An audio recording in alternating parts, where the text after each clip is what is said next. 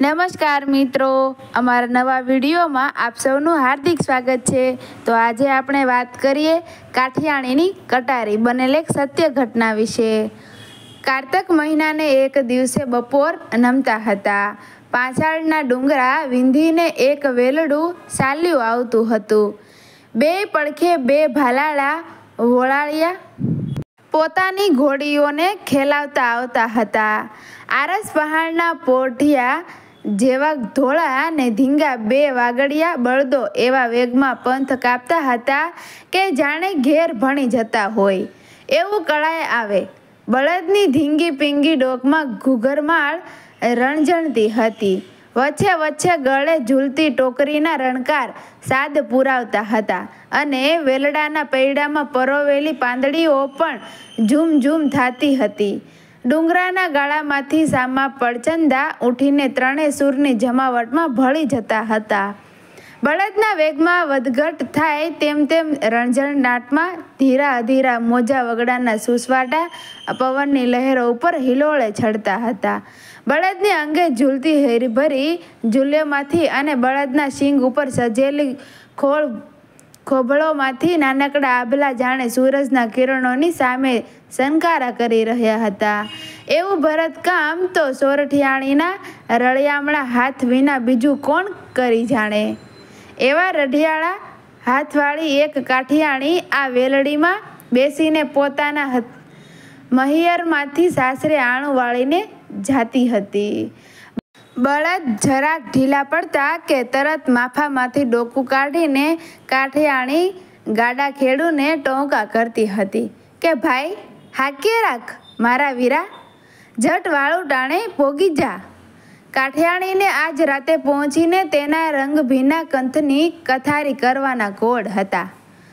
રણવગડતામાં એકલી એકલી નાચ કરતી અપ્સરા જેવી એ રાતી છોડ વેલડી પાંચાળના સીમાડા વળોટીને જે વખતે ગોહિલવાડના મુલકમાં દાખલ થઈ તે વખતે સંધ્યાકાળના હૈયામાં જાણે કોઈએ કટારી હુલાવી હોય એમ રાતા લોહીની શેરડો વછૂટતી હતી। વટે માર્ગુઓના લાંબા લાંબા પડછાયા માથા વગરના ખવીસ જેવા વાસે દોડતા હોય તેવા લાગતા હતા। લોહિયાળું મોઢું લઈને સૂરજ મહારાજા ડુંગરની પછવાડે કોઈ દરિયામાં નાહવા ઉતરવા હતા। કેળાને કાંઠે એક ખેતર હતું, તેમાં એક આદમી ભેંસો ચારે છે। વેરડું જોતા જ એ આદમીએ પોતાની ભેંસો રેઢી મૂકીને દોટ મૂકી પણ રીડ ન પાડી। હાફતો હાફતો એ વેલડાને આંબ્યો અને ધીરે સાદે અસવારોને પૂછવા માંડ્યો, જુવાન્યો, કયા ગામની વેલ છે? રાજપરાની? વોળાવીએ કહ્યું, કિસેથી આવતા છો બાપ? પાછાળમાં ભાડલેથી વેરડામાં ક્રમણ બીઠું છે। આઈ સજુબાઈ, રાજપરા હાથિયા ઘાઘલાના ઘરવાળા દેવતા ખારછન દીકરી જુવાન્યો ભૂંડો કામો કર્યો। આ મોતને મારગ તુમ્હી કુણે દેખાડ્યો? કા આસે નજર કરો, સામી દેખાય ઈ ભીમડાદ દરબારની મેળ્યું। ગામને સીમાડેથી સારુબાઈ માણસ આબરૂ સોતું જાતું નશે। મોળા બાપ, ગજબ કર્યો પણ છે શું? આ માઢ મેળી જોઈ? ભીમડાદનો દરબાર ખોખરો શેખ મેળી એ બેઠો બેઠો આખી સીમમાં સકરાના જેવી નજરું ફેરવ્યા કરે। ચારે ફરતા કાઠીઓના ગામડા ઉપર ટાપે ટાપે કાઠિયાણીઓની ગાર ગોરમટી નરખે છે। કાઠિયાણીઓની માળછાદના ઈને સપના આવતા છે। કાઠિયાણીના મોઢાનો તો ઈ કાળમખો ઝાપ ઝપતો છે બાપ। એક રાત ઈની મહેમાન ગતિ સાખ્યા વન્યા કોઈ રેઢું ઓજવું જવા પામતું નથી।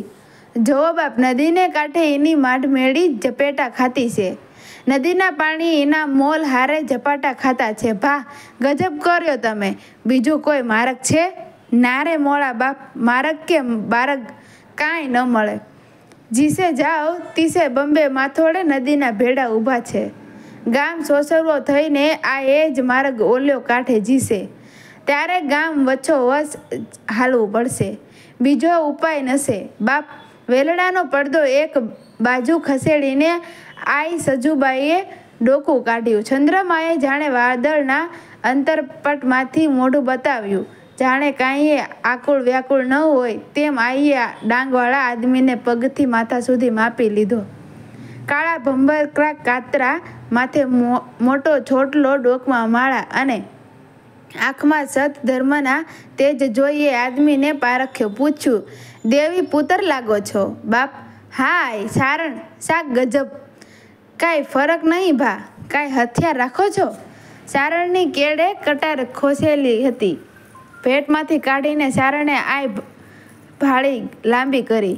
આઈએ તે ઉપાડી લઈ કહ્યું, રંગ તુને. હવે મુઠ્ઠીયું વાળીને. કેટલાક એમ કહે છે કે કાઠિયાણીનું પિયર રાણપુર પાસેના વાવડી ગામમાં હતું. એ કોઈ ધાંધલના દીકરી હતા. કરિયાણાના કોઈ ખાચરમાં એમનું સાસરું હતું અને એ બનાવ વાવડીથી કરિયાણે જતા રસ્તામાં બનેલો. રાજપરાને રસ્તે વહેતો થા અને કાઠીના વાવડ દે. બાકી તો જેવી સૂરજ ધણીની મરજી. મારા વીરા, ભેંસનું ખાડું રેદ્ર મેલીને સારણે ડાકો ભરવા માંડી. વેરડું હાલ્યું, નદી વળોટી, ગામ વિંધ્યું, સામે કાંઠે ચડીને વહેતું થયું. ગામથી થોડેક ખેતરવા પહોંચ્યું તા વાસેથી ખેપટ ઉડતી ભાળી. જોતામાં તો 10 દાઢીવાળા અસવારો લગોલગ આવી પહોંચ્યા. આયે એના વોળાવિયાને ચેતવ્યા, ખબરદાર, અધીરા થાશો નહીં. વોળાવિયાઓએ હાથમાં ઉગામેલા ભાલા પાછા મૂકી દીધા.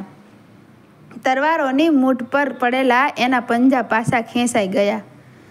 આઈની આજ્ઞા સાંભળીને 2 કાઠીઓની ભ્રકટી સામસામી ખેંચાઈને ભેળી થઈ ગઈ. અસવારોએ આવીને પડકાર કર્યો, વેલેને પાછી વાળો, અટાણે નહીં હાલવા દેવાય. દરબારનો હુકમ છે. અહીં ચોર લૂંટારાનો ભોં છે. વેલડાનો પડદો ફરી ખસ્યો. કાઠિયાણીએ મોં મલકાવ્યું. ગલગોટા જેવું મોં મલકાતા તો ભીડદાદના અસવારો પીગળી ગયા. પોથીના લાલ લાલ રંગમાં રંગેલા એના દાંતની કળીઓ દેખાણી. દાંત ઉપર જડેલી હેમની રેખા ઝબૂકી. અમને ક્યાં લઈ જવા છે? આઈએ મીઠે સાદે પૂછ્યું. અમારા શેખ સાહેબના મહેમાન થવા. અસવારોએ હિંમત રાખીને નોતરું દીધું. એમ શેખ સાહેબને તો અમે જાણીએ છીએ ભા. એમના મહેમાન થવાની તો સૌને હોશ હોય, પણ આમ સપાઈ સપરાની સાથે હાલે આવે એ તો કોક ગોલા હોય. અમે એમ ન આવીએ. જઈએ દરબારને કહો કે મહેમાન ગતિ કરવી હોય તો પંડે આવીને તેડી જાય. બાકી તમથી તો વેલ્યે નહીં પાછી વળે. અસવારોએ એકબીજાની સામે નજર નોંધી. આવી કોઈ રસીલી હુરને આજ સુધી આવો રાજીપો નથી બતાવ્યો એમ લાગ્યું. એક અસવાર નોખો તરીને બાપુને બોલાવવા ચાલ્યો. બાકીના 9 જમા વેરડાને વીંટીને ઊભા રહ્યા. ખોખરા શેખને ઘોડે સવારે જઈને ખબર દીધા. એમણે ઇશ્કનો એબાસ સજ્યો. હિનાનું અત્તર એના કિનખાબના કબજામાં ફોરવા લાગ્યું. સોનાની મૂઠવાળી તરવાર એણે બગલમાં દાબી અને હીરે જડેલો જમૈયો પેટમાં ધરબ્યો. પંખી જેમ એની માંદાને માથે જાય એમ ખોખરો શેખ ઘોડે ચડીને વેલ ભણી વહેતો થયો. કાઠિયાણીએ ફરીવાર ડોકું કાઢ્યું, છાતી પર બહાર બતાવી. એના કાંડાની ગુગર જડિત છુડીઓ રણઝણતી ઉઠી. માથેથી આછું મલીર અંબોડા ઉપર ઢળી પડ્યું. હેમની દીવીમાં 5 વાટીઓ પ્રગટાવી હોય તેવી 5 આંગળીઓવાળા હાથમાં લાલ હિંગળા જેવો પડદો ઝાલી રાખ્યો. કાઠિયાણી જાણે આફરીન થઈને શેખ સાહેબ ઉપર કામણગારું રૂપ ઢોળાવા લાગી. ટહુક્યો નેલ ઉછળ્યા. વોળાવ્યા કાઠીઓના માથા જાણે ફાટી પડવા. ખોખરો આવ્યો ને અંદર એટલા જ વેણ એના પરવાળા જેવા હોઠમાંથી પોળેથી ઉતરીને વેલમાં ગળવા ગયો. કેળ સુધી અંદર દાખલ થયો. હાથ પતોળાવીને માશુકને છાતીએ સાચવવાની જ વાર હતી. એક જ વેતનું અંતર હતું. ત્યાં તો ભોણમાંથી ફંફાડો મારીને કાળી નાગણી છૂટે તેમ સજુબાના કટારી ઉતરી ગઈ. ઘડી પહેલાંની કામણગારી કાઠિયાણીએ છંડીનું રૂપ ધર્યું. હાથમાંથી કટારી છટી. ખોખરાની ઢાલ જેવડી છાતીમાં છેક કલજા સુધી એ ઉપર જોર કરવા લાગી. ખોખરાની પહોળી ગરદનમાંથી એટલો જ અવાજ ગોઠણભેર થઈને એ દૈત્યની છાતી ઉપર ચડી બેઠી. દાંત ભીસી ભીસીને કટારી નીકળ્યો. દગા દગા દગા, સિંહણ ત્રાડ દે તેમ સજુબાઈએ શીશ પાડી. તૂટી પડો, કટકોએ મેલછોમાં વેથમાં ખોખરાના આંતરડાનો રાતો છોડ ઢગલો થયો. બહાર ખોખરાના સિપાઈ અને કાઠીઓ વચ્ચે ધીંગાણું મચ્યું. કાઠી બચ્ચાઓએ તરવારો ખેંચીને સબોસબ જીક બોલાવવા માંડી. તાશેરો કરનાર સિપાઈઓ મર્યા, બાકીના ઘાયલ થયા. કેટલાક ભાગ્યા, કાઠીઓના પણ કટકે કટકા ઊંડી ગયા. અંધારા ઘેરાતા હતા. કાઠિયાણીની લોહિયાળી કટાર ચાંદરડાને અજવાળે તબકતી હતી. ત્યાં તો સારણ અને હાથિયા ઘાયલની વહાર આવી પહોંચી. લોહીમાં રંગાયેલી કાઠિયાણીઓએ જોઈને કાઠીની છાતી ઉપર પાંસબંધી કેડિયાની કસો તૂટવા લાગી. વેલડું રાજપરે પસ્યું મધરાતે, ચંડિકા મટીને એણે જોબનના શણગાર સજ્યા. એની આંખમાં કંથડો કાંઈક જોઈ રહ્યો. સારણે જોયું કે ભીડ બાદના માઢ ઉપર દીવા ઓલવાયેલા હતા. ગામમાં સમી સાંજે સોપો પડી ગયેલો હતો એવી ધાક બેસી ગઈ હતી. ખોખરાની કાયા લોહીમાં રગ દોડતી સીમાડે પડી હતી. રાતોરાત સારણ ભડલી પહોંચ્યો. ત્યાંના કાઠીઓને કહ્યું, હાલો બાપ, આકડે મધ અને માખીયું વિનાનું છે. ભીમડાદના તાલુકા ઉપર તમારી નોબત્યું વગડાવીને નેજો સડાવી દો. ભડલીવાળા આળસુ કાઠીઓએ કહ્યું, હા બાપ, સવારે પરિયાણ કરશું. અને વધામણી લઈને આવનારા સારણનો એમણે કાંઈ આદર ન કર્યો. રાતોરાત સારણ ભાગ્યો. કુંભારા ગામમાં જઈને મેરામ ખાચરને ખબર દીધા, બાપ જોગમાયા ભડલીવાળાના કરમમાંથી ભૂસીને ભીમડાદ તને દેશે. લેવું છે? એ મેરામ ખાચર કોણ? ઓળખાણ આપીએ. પાળિયાદના દરબાર માછા ખાચરના એ મોટેરા કુંવર. સાવકી માં હતી. નવા આઈને પેટ પણ નાનેરા ભાઈ જન્મેલા હતા. એક વખત માછા ખાચરનું શરીર લથડ્યું. મોતની પથારી પથરાણી. દરબારની પાસે બેસીને કાઠિયાણી કલ્પાત કરવા લાગી.